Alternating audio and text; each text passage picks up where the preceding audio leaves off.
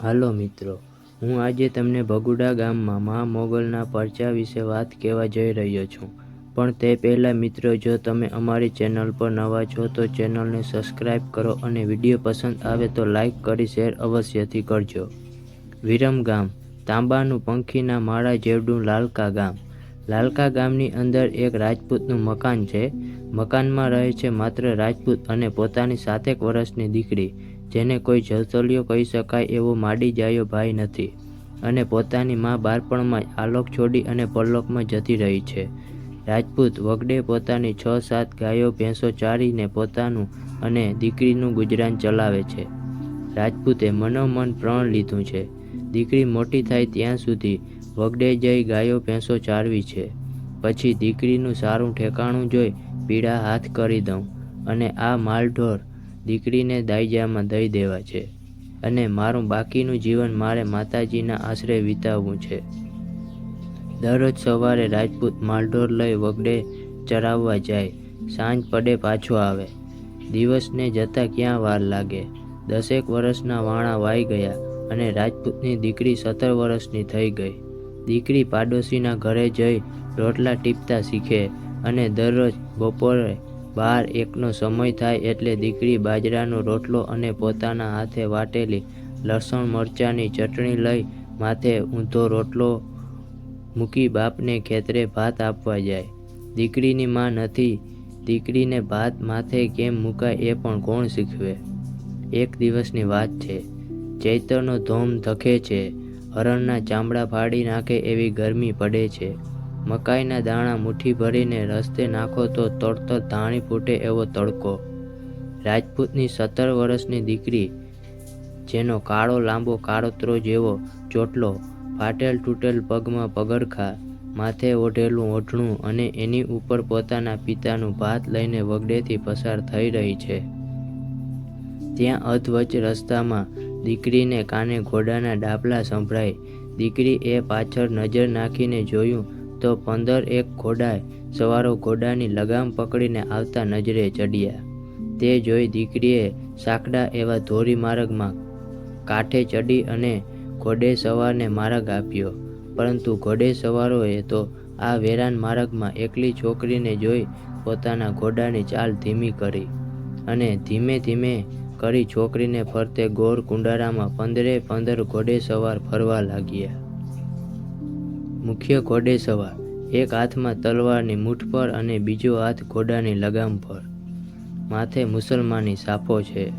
ઘોડા પરથી નીચે ઉતરી વચ્ચે ઊભો રહી અને છોકરીને પૂછ્યું, એ છોકરી, આવા ધોમધામ ધકતા તાપમાં ક્યાં જાય છે? છોકરી કહે છે, મારા પિતાને ભાત આપવા જાઉં છું.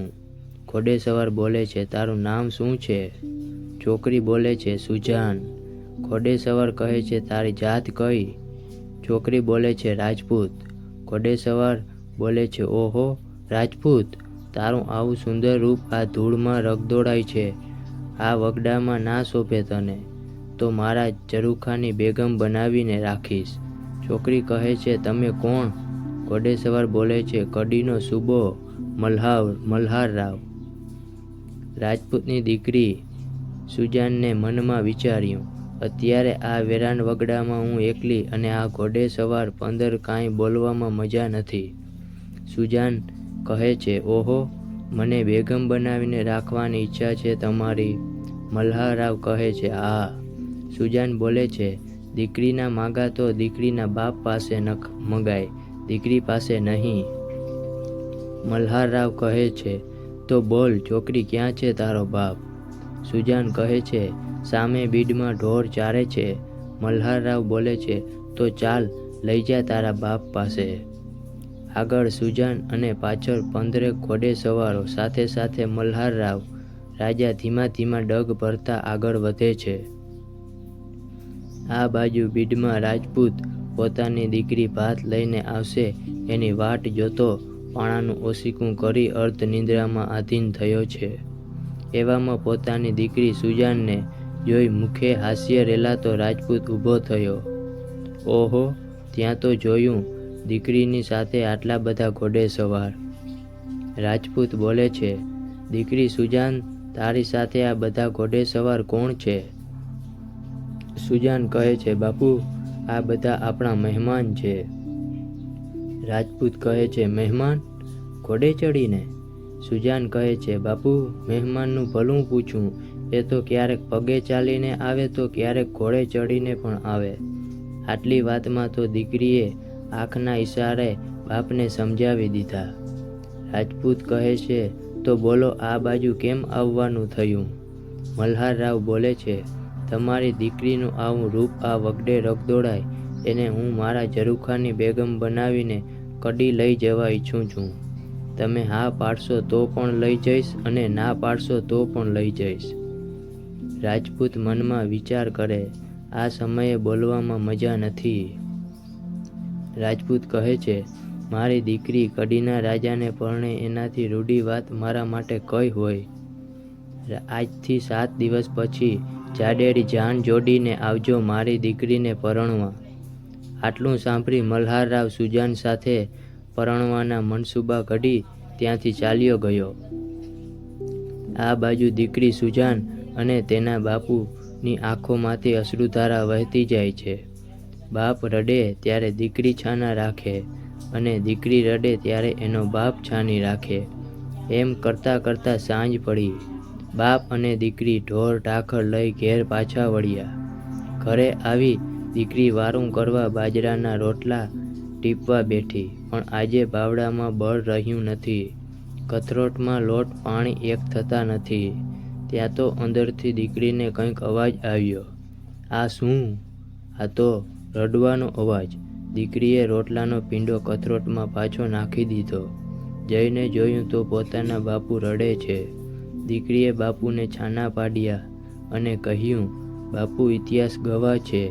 રાજપૂતોના માથે જ્યારે જ્યારે વિપતની વાદળી ઘેરાય છે ત્યારે ત્યારે રાજપૂતોએ દેવી દેવતાના આશરા લીધા છે. કોઈ પણ માણસ પાસે હાથ લંબાવ્યો નથી. રાજપૂત કહે છે, દીકરી સુજાન, તું કહેવા શું માગે છે? સુજાન બોલે છે, બાપુ, મારી માં જીવતી ત્યારે ક્યારેક પોતાના પિયરમાંથી લાવેલ ટંકમાંથી કારું ઓઢણું ખંભે મૂકી આથમણી દિશાએ ધૂપેલિયું ફેરવતી હતી. એ કોને યાદ કરતી હતી? એ તો અત્યારે યાદ નથી. રાજપૂત કહે છે, દીકરી, આથમણી બાજુએ તો બેઠો છે દ્વારકાધીશ. તારી માં એને યાદ કરતી હશે. સુજાન કહે છે, ના બાપુ, એને ના બોલાવતા. મહાભારતના યુદ્ધમાં દ્રૌપદીએ જ્યારે યાદ કર્યા ત્યારે વસ્ત્રાહરણ વખતે છેક છેલ્લો આટો બાકી રહ્યો ત્યારે આવેલો એ. દ્વારકાધીશ એને તો બહુ મોડું થાય. રાજપૂત કહે છે, તો દીકરી, તારી માં કોને યાદ કરીને ધૂપેલિયું ફેરવતી હશે? બાપુ, હું એ યાદ કરું અને તમે પણ યાદ કરો, યાદ આવશે, આવશે, આવશે. કહેતા કહેતા તો રાજપૂત બોલ્યો, આવ્યું, આવ્યું, યાદ આવ્યું. તારી માં કાળું ઓઢણું ખંભે રાખી ઓલી ઓખા મંડળવાળી ગાંડી મોગલને યાદ કરતી હતી. યાદ આવ્યું. સુજાન કહે છે, બાપુ, હું માના ટકમાંથી ઓઢણું કાઢું છું. તમે ધૂપેલિયું લેતા આવો. રાજપૂત કહે છે, હાલ જ લાવ્યો. દીકરી સુજાને ટકમાંથી કાળું ઓઢણું ખંભે મૂકી હાથમાં ધૂપેલિયું લઈ તેલનો તરસ્યો છાંટી માં મોગલને આરાધ કર્યો. હે મારી માં, માના કપડામાં આવેલી મોગલ, આજ મારા મામા મોસાળમાં કોણ છે કોણ નહીં મને કાંઈ ખબર નથી, પણ હે માં, તું જો મારા મોસાળના થડે ક્યાંય બેઠી હો તો તારી ભાણેજી આજ તને સાદ કરે છે. મોગલ વહાલે વહેલી આવજે. સુજાનની આંખમાંથી પહેલું આંસુ પડ્યું ન પડ્યું ને ઓખા મંડળમાંથી મોગલ ઊભી થઈ. બીજું આંસુ પડ્યું ન પડ્યું ત્યાં તો 80 વર્ષની ઘરડી ડોશીનું રૂપ ધારણ કર્યું. સફેદ ચાંદીના પતરા જેવા વાળ, લાલ કંકુ વર્ણી આંખો, કમરથી વાંકી વળેલી કરચલીવાળી કાયા અને હાથમાં લાકડીના ટેકે ટેકે ઉતરી. વીજળીની ઝડપે ઉતરી ઓખા મંડળમાંથી ક્યાં અને ક્યાં ગઈ. સુજાનનું ત્રીજું આંસુ ધરતી પર પડે ન પડે ત્યાં તો 80 વર્ષની ઘરડી ડોશી મલ્હારરાવના ઝરૂખામાં, જ્યાં રાજા પોતે ઢોલિયામાં નગરને તાળા દઈ સૂતો છે, ત્યાં પહોંચી અને રાજાને પોતાના જમણા પગે પાટું મારી કીધું, ઊઠ, ઊભો થા. રાજાએ ઊંઘમાંથી ઉઠી આંખ મસળી જોયું તો એ 80 વર્ષની ઘરડી ડોસી. રાજા બોલે છે, આપ કોણ છો અને આ સમયે અહીં આવવાનું કારણ? ડોસી કહે છે, કેમ ભૂલી ગયો? ફક્ત 2 જ દિવસમાં હું ઓખા મંડળવાળી ગાંડી મોગલ. તું સુજાન સાથે પરણવાના મનસુવા જોઈ રહ્યો છે? જા ભાગવું હોય તો બચાવી લે તારો જીવ, નહીતર આજે તારું મૃત્યુ નક્કી જ છે. આટલું સાંભળી ઘોડી પર પલાણ નાખી રાજા તો જાય ભાગ્યો.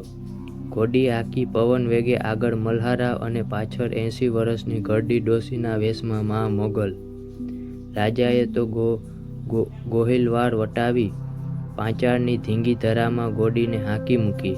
પાછળ વળીને જોતો જાય અને આગળ ઘોડી હાંકતો જાય. એમ કરતાં રાજા અડધી રાતે એક નાનકડા ગામમાં ઘૂસી ગયો અને ગામના લોકોને આદેશ આપી દીધો કે ગામમાં બધે તાળા મારી દો, અને પોતે એક નાનકડી ઓરડીના અંધારામાં પછેડી ઓઢીને બેસી ગયો. આ બાજુ મોગલમાં ગામમાં આવી ઝપટ મારતી જાય અને તાળા તોડતી જાય. એક પછી એક બધા તાળા તોડી નાખ્યા અને જ્યાં રાજા છુપાયો હતો એ ઘર છેલ્લે રાખ્યું. તાળું તોડી રાજાની છાતી પર પગ મૂક્યો.